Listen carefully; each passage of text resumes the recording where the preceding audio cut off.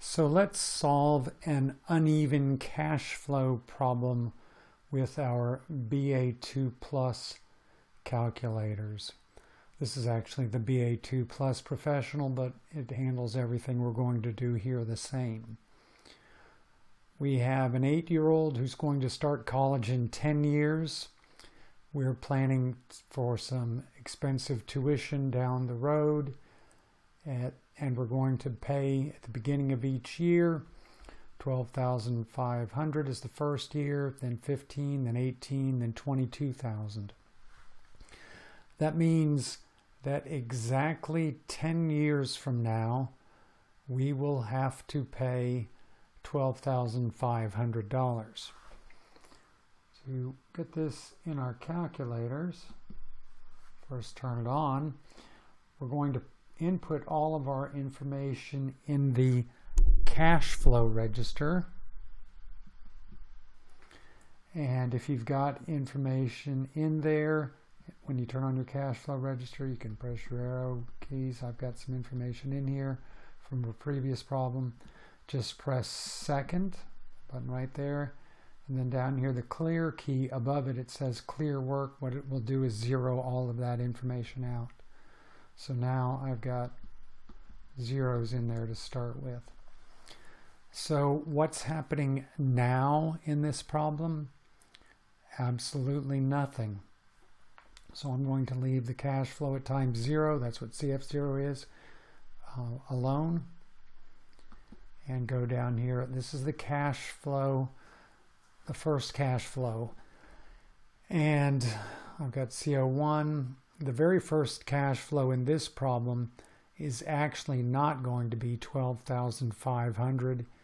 It's going to be 0. And the reason we need this to be 0 is we need to put a placeholder in here so that our calculator knows nothing is happening up front. In fact, nothing is going to happen at the end of the first, for 9 years. So we're doing these all at the end of the year. So the end of year 1, 2, 3, 4, 5, 6, 7, 8, 9. Nothing's going to happen.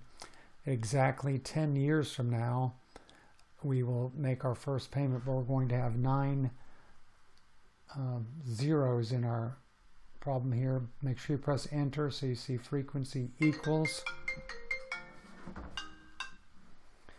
And now go down to the next button there, CO2. That's where we're going to have the 12,500.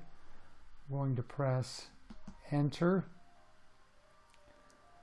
And now we're going to have one of those. That's our default, so I'm going to leave that alone. And we're going to have 15,000 is the next cash flow. Going to press enter. One of those again. 18,000. Enter. One of those, so I'm just going to leave that alone. If we had two $18,000 payments in a row, we'd change that to 2. Going down here, and then 22,000. I'm going to press enter. I'm going to leave that at 1. Now we can just, we've got nothing happening after that. Click through here. I'm pressing the down arrow to make sure everything looks okay.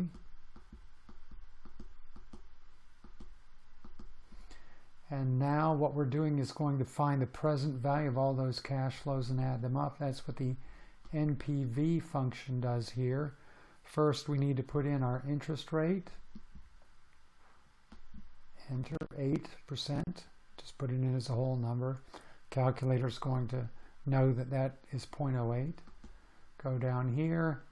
We've got NPV equals 0. What this again will do is find the present value of all those cash flows and add them up.